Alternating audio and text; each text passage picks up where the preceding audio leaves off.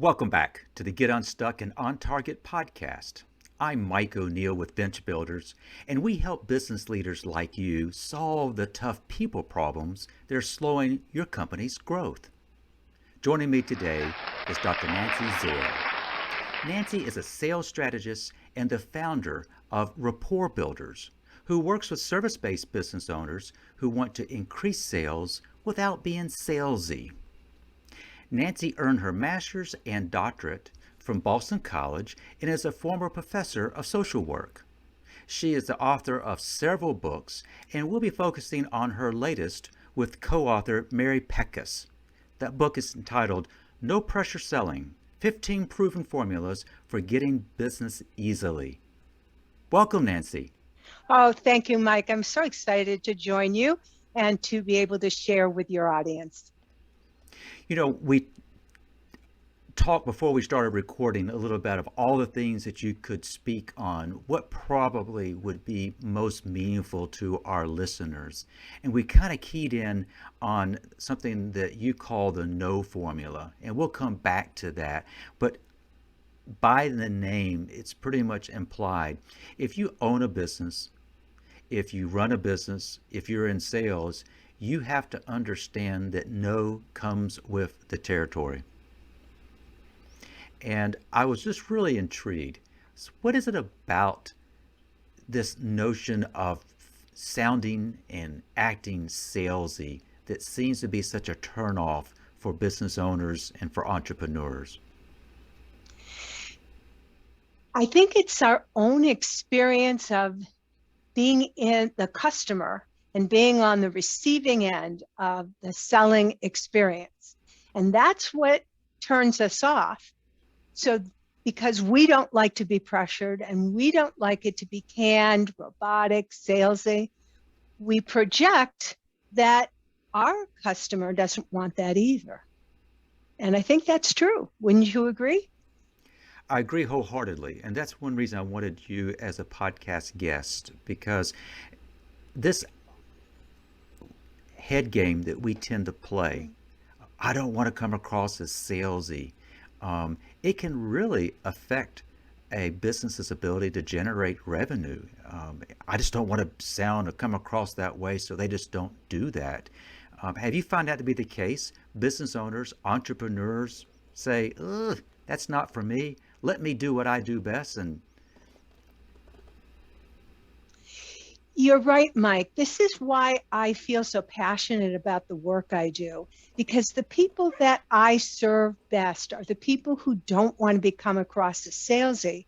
And as a result, they either don't ask for the sale, which of course kind of shoots them in the foot, right? You're not going to get a sale you didn't ask for. And it also, they take it personally when someone says no. And it kind of wounds them. And because of that, this is the reason why they're shy about asking and why I feel so passionate about giving them the tools and the confidence and the strategies for being able to speak in a genuine, authentic way so that they can ask for the sale without it coming across as salesy. so you mentioned helping, giving them the tools and the confidence. Can you give us a kind of a sense, in what ways do you work with clients? How do you help clients? So I work with people individually, and I also have a group coaching program. And as you mentioned earlier, I have a number of books, which is a great way to access the information. And I also have courses. And there is a subscription program, a membership program that gives you the content kind of in small bite-sized chunks so that you can play with it, absorb it, apply it, and benefit from it slowly over time. I know that you work with folks from all types of industries, and in doing so, do you find that people who own businesses, when they've got to go out and sell, they want to talk about their product or service? What is it about when they have to go and ask for the sale? They don't want to come across as salesy. What do you find? We revert to the way we always view salespeople and we just turn off and just clam up? Well, we all kind of have that stereotype in mind of the used car salesman, right? The fellow who says anything in order to get the sale.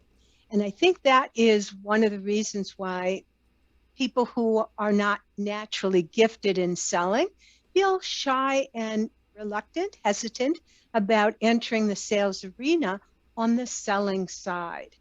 We've had those experiences where the other person didn't listen to us, where the other person kind of painted us into a corner by maybe shaming us or pushing us in a manner we didn't want because, well, didn't you say so and such and such? I mean, there are many sales tactics and gimmicks out there that people study, people learn, people teach.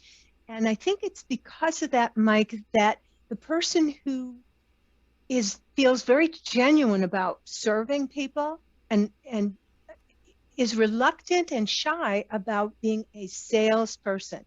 We're not professional salespeople. We're architects, consultants, engineers. We identify with our educational background and training, not as salespeople. And so there's this disconnect that in order for me to provide my wonderful services, I'm going to have to sell it. And that's where people feel queasy, uncertain. Obviously, it causes a lot of stress. And it doesn't have to be, selling can be fun, but it doesn't have to be a game and a manipulation and something that leaves you feeling kind of sleazy, dirty, discontent with maybe selling your soul. I'm so glad you brought up this. I was trying to get to this point. I may have awkwardly asked the question, but when you go to school and you receive specialized training in a certain area, you clearly have an interest. You may even have a passion for that, or you're making a product and you know that that product will help others. And you mentioned that sometimes people say, just let me do what I went to school to do. Yes. And do you find that there's a tendency sometimes to either let somebody else do the selling or they just kind of clam up? And I guess what I'm hearing is you work a lot with business owners to kind of give them that self-confidence that they can be effective regardless of kind of how they are, their personality and the like. Am I understanding that correctly? You're right on target, Mike. I often ask people, what is their business, their occupation, and they answer. And then I say, but that's not really what you do. You have to market and sell what you do in order to become the person that you were trained to be. And for many of us, like you said, we look for a way to circumvent it, to, short change it because we want to get to what we love to do. If you've been trained to be a photographer, if you've been trained to be an engineer and a problem solver, then honestly, you're not trained in marketing and sales. And so, as you said, what is it that I can do maybe to delegate it, ask somebody else to do it? The truth is, Mike, that the best person for selling you is you. Mm. And there's no escaping that. And once you've established yourself and you've begun to develop a good foundation for your business, it's possible to bring on someone else. However, you are still going to always be your best salesperson, I promise. And hence, that's why you need to invest in yourself in order to feel comfortable. Because when you're at a networking event of whatever sort, virtual or in person, invariably someone's going to ask you what you do. And you need a powerful answer that is going to attract the right customers to you because of the fact that you know how to sell yourself. Excellent explanation. I appreciate that. The main title of your all's book is No Pressure Selling. It's unfair for me to ask this, but I'm going to try it nonetheless. If you were to kind of summarize what can be done to take the pressure off, either the seller or the like, what is it that you're trying to get across to the reader of your book that means that you can be effective in sales without necessarily using pressure tactics? So there are three things that I want to answer, Mike. First is to always ask for permission throughout the sales process, even from the get-go. May I have your business card? May I make an appointment with you? With your permission, could we schedule some time? When you ask for permission and the other person grants it, you never have to worry about being pushy, aggressive, or salesy. The second principle is to have a natural, unscripted conversation. Again, if it sounds like you have memorized or you're just spewing words that are by rote, it comes across as salesy. So to have a natural conversation, believe it or not, there are various techniques that we offer in the book for how you can actually have a very natural, unscripted conversation and yet have this outline or formulas for what it is you're going to say. And then finally, and this is definitely where my psychology background comes in, is to adjust your communication to match the buyer's style. Um, Many people are familiar with personality systems. The idea that there are 4 different ways that people are actually biologically programmed to think and to act and to make decisions. I call them buying styles because, of course, I'm into sales, right? So I call them buying styles. When you adjust your conversation to match the other person's style, it's like speaking German if you're talking to somebody from Germany or changing to Swahili, etc. So when you change your communication to match the other person, you're not being inauthentic. You're actually helping this person communicate and understand you better because of the fact you are using their language, their communication style. And so those 3 things, Mike, absolutely ensure that you will not come across as salesy. You'll come across in a genuine, authentic way, and you'll come across in a way that the prospect finds likable because you're like me, you're talking like me, you're respecting me by asking permission, and you don't sound salesy because it's natural. So the question was, how does one sell without coming across as being pressure filled? And you've given us 3 tips. Let me see if I understood those correctly. And that is by asking permission throughout the process. They're giving you basically permission to continue on. So that's a green light. But the continue on is less sales presentation and more conversation. You described kind of a natural conversation. And it's a conversation with a purpose, and but you're trying to let it evolve in a more natural way. Am I hearing that correctly? Perfect, perfect. And again, if you understand the stages of the sales process, and as you said, Mike, there is a purpose, there's a goal to advance your relationship and thus advance the sales process. If you understand where you're going and you can read the other person, your prospect, where they are in the process, it becomes, you're on the same page. It becomes an easy, natural conversation, like you said. I want to come back to that process here in a moment because that third point is one that I'm particularly interested in learning a little bit more about. And that is if you're having a conversation, a natural conversation with someone who's given you permission and the conversation has some purpose, you mentioned that you have to be aware of their styles. You described as their buying styles. How do you help your clients understand what the style differences are? So there are 6 ways that you can identify style within less than a minute. And Hmm. this is what I offer in the book as well as to my clients. First is how people talk, their actual vocal qualities, fast, slow, do they pause, is there inflection? All of these are clues as to their style. how they look. What clothing do they choose to wear, their accessories, their eyeglasses, their hairstyle, makeup, etc. How they look. The third is how they behave. When you meet somebody for the first time, are they looking you in the eyes? Do they give you a firm handshake? Do they greet you in some other way? Do they gesticulate and gesture as they're talking?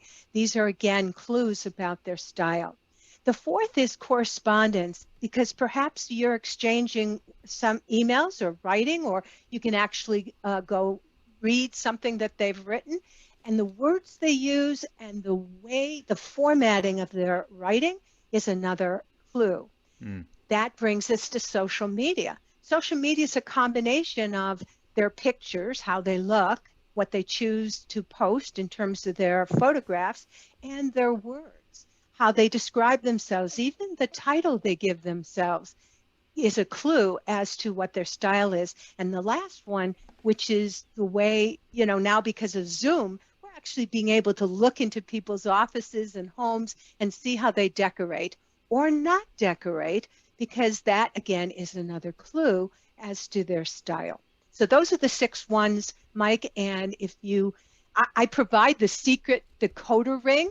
I make the invisible visible, so that these are things that you are getting all the time. I mean, you're listening to somebody right now, and that they're either talking fast or slow or loud or soft, but you don't know what that means. And I can tell you. I was intrigued as you were describing these things, and that, as you well know, we record this podcast in both audio and video, and the video is uploaded to a YouTube channel. I've always been intrigued to talk to folks to find out. Some much prefer listening to a podcast. Some prefer to watching the podcast. And it's interesting where those preferences kind of lie. So you have challenged us as business leaders when we're in a sales role. If we want to be effective in selling without adding too much pressure, you've encouraged us to kind of embrace those 3 tips. Ask permission. By asking permission, they're inviting you into a conversation, that the conversation has a natural flow, it has a purpose, but while you're having that conversation and moving towards a certain purpose, you're encouraging us to be attuned to the person we're interacting with. And you've given us 6 examples: their talk, their look, how they behave. If they have examples of correspondence, how do they present themselves on social media? And the last one that we didn't see coming 2 years ago, is the power of Zoom or Teams, when people are working from oftentimes home environments, different environments, but you also can see things that you might not be able to pick up on if you're on the phone. All of those kind of lead to the next question. There are different parts of the sales process, whereas you're trying to get to yes. Yes, I will buy your product. Yes, I will buy your service. However, more often than not, what you hear is no. And then, in large part, is what I was hoping we get a chance to kind of chat on. You share that you have developed kind of a formula, and this formula has proved very successful. But this formula can convert more than 85% of buyers who first said no to say yes. Would you give us a little insight about that formula, please? Okay, definitely. And first of all, I want to give a lot of credit to Mary Peckus, who is my co-author and colleague. Mary started a virtual call center back in, over 50 years ago, when such a thing did not exist. Okay. She spent 35 years of her career developing various formulas, because she did inbound and outbound calling. I have taken those formulas, I've freshened them up for the 21st century, and also at the same time, I have worked with them. So over 35 years of development have gone into the no formula. Every word has been carefully are researched and crafted. And in addition, not only the words, but the delivery, because words that are memorized, again, we talked about that a moment ago about how it comes across as salesy. Words that are memorized are a turnoff, and it sounds like gibberish as opposed to meaning. And so it's important that you practice and rehearse the no formula so that it's very comfortable, it comes off your tongue easily, but that it doesn't sound like a memorized statement. So with that, having said that, Mike, shall I just plow into the no formula? Please do. Okay. So your prospect has just said no. Perhaps you've asked for their business card. Maybe you've asked for an appointment. Maybe you want a follow-up appointment and the person has said no. Mm. You need a response to this. And the response goes like this. Yes, the timing isn't always right. However, with your permission, may I touch base with you periodically? Now, I'm a psychologist. Yes. With your permission and with your audience's permission, let me unpack and give you insights into that simple little formula. The decision maker said yes, and your response is, the decision maker said no, and your response is yes. Well, the decision maker was looking for pushback. They were looking for you to debate or argue or tell them, how they should change their mind. And instead, surprise, surprise, pleasantly, you're agreeing with them. And agreement is a beautiful thing when you want to have a relationship, build rapport, and keep that connection going. So you say yes. And furthermore, you're giving them a reason why they said no. Well, the timing isn't always right. That's the reason they said no, as opposed to no, I don't want to meet with you. No, I don't like you. No, get out of my life. No, you're telling them instead that it's no, the timing isn't always right. And then now that we're aligned, now that we're linking arms and we feel connected and we're together on the same page, and your decision maker has gone, phew, I don't have to fight with this person. You add the word however. However is a signal that we are shifting, but we're doing the shift together. This is important for you to know that we have linked arms and together we're going to make a shift. However, with your permission, may I, of course, that's what I've been suggesting, that will give you the opportunity to go forward, is to ask for permission. You're inviting them and you're giving them the power, to, again, continue with the relationship. With your permission, may I? And then here's where folksy language comes in. Touch base. Touch base is kind of generic. It doesn't really tell you exactly what we're going to do. It's touch base, right? Stay in contact, be in connection. And then periodically, again, the time frame is open-ended, periodically. It's not pinning down tomorrow, next week, a month from now. Now, interestingly enough, we have experimented with this no formula, and you can add things like, may I touch base with you in 2 weeks? May I touch base with you in a month? And that's okay. But the periodically is bound to get them to say yes.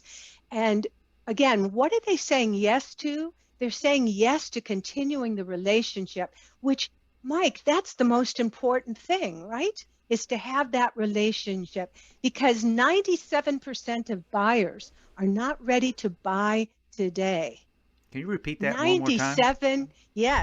97% of buyers are not ready to buy today, but they could become your customer in the future.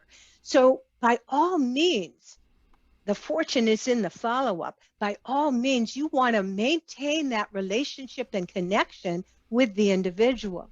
The sales statistics tell us that over 70% of sales are made after the 7th contact. And that statistic came before digital marketing was so prevalent. I now believe that it's more like the 12th contact. because of the fact that there are so many contacts happening on the internet by people going to websites and landing pages and exchanging text messages and so forth. So again, this no formula, you need to be prepared when your prospect says no. It's not the end of the relationship. It can be the continuation of the relationship, and that's what you want to maintain. We started this conversation by talking about sales reluctance. Some folks have sales reluctance because they perceive salespeople as pushy, pressure filled, and you're trying to say it doesn't have to be that way.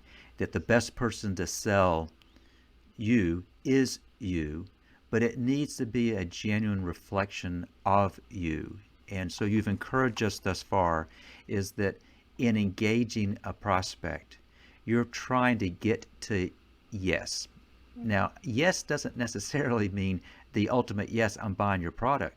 The yes would be a yes that will allow you to continue the conversation, to advance the process.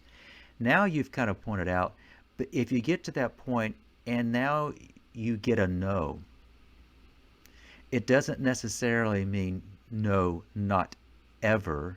You're pointing out that as a general rule of thumb, the number of contacts required has gone up.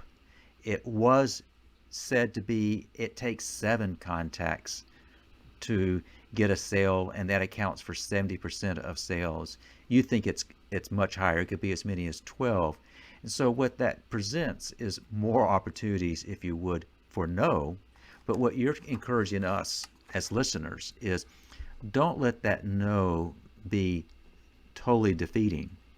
And that if we could internalize these magic words in the way that you laid it out. Let me see if I got that right. If you hear no, your response may be, yes, the timing is not right.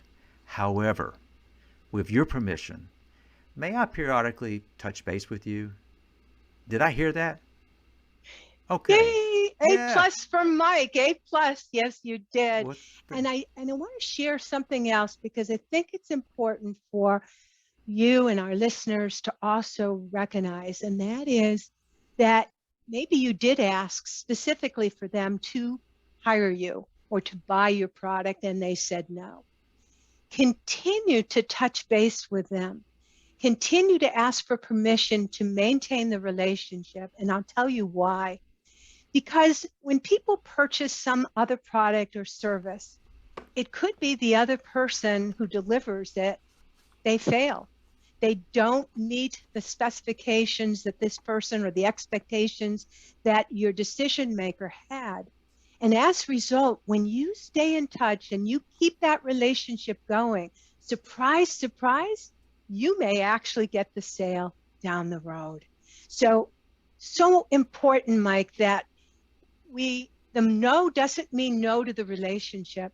The no is not now, the timing's not right. And as long as they're telling you, beat it, I don't want anything to do with you. As long as they're giving you permission to continue to be in the relationship, you got a chance. So keep on slugging there. Nancy, you are a sales strategist, you're a sales coach. You've worked with folks to help them really internalize these concepts. Can you share an example where a client of yours got stuck? And when they got stuck, what did it take for them to get unstuck?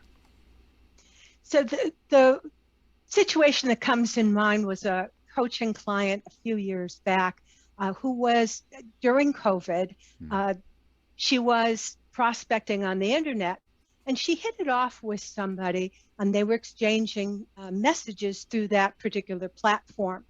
And it seemed like they were getting pretty cozy, so much so that the prospect asked for a proposal, which my client went ahead, prepared, and sent off. And then crickets, silence. And nowadays they call it being ghosted. And it so happened, she sent follow-up messages, still got the blank curtain closed, no response. So at our next coaching call that week, She talked to me about the situation, and here's the scoop. She had asked for permission. That wasn't the problem. She was having a natural, unscripted conversation. But what the challenge was is she did not adjust her style to match the prospect's buying style. The prospect was a relational buyer. She was all about connecting heart to heart, being a friend, wanting, that bond, feeling like, this was a relationship.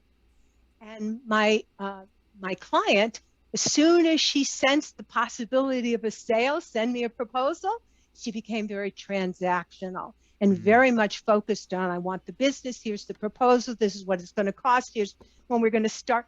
It turned off the prospect to the point where she was like, what's happened to the person I thought was a friend? Mm. So I pointed this out to my client while we were in the coaching session. She texted a message that said, look, I want to maintain our friendship. It's important that we continue our relationship. And I'm sorry if anything I did, kind of pushed the wrong button. Within 5 minutes, we were still on the coaching call. We got a text back. The relationship was on. And later she went on to get a new client. So yes, we can get stuck. And again, if you know what to do when either you get ghosted or someone says no, then you're going to be prepared to succeed. That's a fantastic illustration, but because of your background and that you were able to pick up on that she transitioned from a relationship based interaction to almost a transactional, is that the client picked up on that. That's very astute, but it's really remarkable that in your coaching call she sent the text, and within the time of your coaching call the soon to be client responded back. That's a great illustration. Thank you on that. Yeah, and it can happen just that quickly because when the other person feels we're alike and you get me and you're speaking my language, the trust builds, the comfort level is high, the sales resistance drops, and that opens the door to doing business together. And that's exactly what I teach. Keep those doors open, keep the trust high, the comfort level high, and you will have success. Nancy, we have talked a bit about how to go about selling in a no pressure way, and we've put particular emphasis on when we encounter the no, which is inevitable, what might be some things that we can do to turn that no into a yes. As you kind of look back on our conversation, what do you want to be the takeaways for our listeners? Actually, my biggest takeaway, Mike, is your effectiveness as a listener. And I hope that your listening audience will model after that, because not only has Mike paid proper attention, and I know he's taken a few notes, but notice that he's paraphrased what he heard, made sure that he understood. I mean, his listening skills are impeccable. And if they say that God gave us, one mouth and two ears, and that we're supposed to use them in that proportion. And I just want to tip my hat to you, Mike, that you are the consummate listener. Listening is such an important skill in sales, to listen to our clients, to ask the right questions so that they do open up and tell us things, so that, again, we can use our listening skills and really understand their situation. So kudos to you, Mike. You are amazing. Oh, you're very kind. Thank you so much. Nancy, the folks who've been listening and or watching this are bound to want to be able to reach out to you. What's the best way for them to connect with you? Well, you can find me very actively on LinkedIn at, linkedin.com, Nancy Zare, all one word. And the Zare rhymes with care. So just put a Z in front of it. Or, of course, on Facebook or my website, which is rapportbuilders.com. And I certainly look forward to connecting with people on your show. If you let me know that you heard me on Mike's show, guess what? I'll give you a special secret surprise. Oh, wonderful inducement on that. It's LinkedIn that you and I cross paths Mhm. on, and your Your posts are very informative. I learn from you, Dr. Zare, every time I read your posts. So thank you so much for sharing just a bit of your expertise with our listeners today. Well, thank you again for having me. It was a real joy and pleasure to talk with you and again to be the recipient of such great listening skills. Ah, golly. Now, I guess I got to close this out, but you're very, very kind. I do want to thank our listeners for joining us today. Every Thursday, we upload the latest episode to all the major platforms. So if you haven't already, please subscribe. My question for our listeners, are people problems keeping you up at night? If yes, let's talk. Head to bench-builders.com to schedule a quick call. I'll hopefully be listening, but in doing so, we'll explore ways to help you solve those nagging people problems so you can again focus on growing your business. So I want to thank you for joining us, and I hope you picked up on some tips from Nancy that will help you get unstuck and on target. Until next time.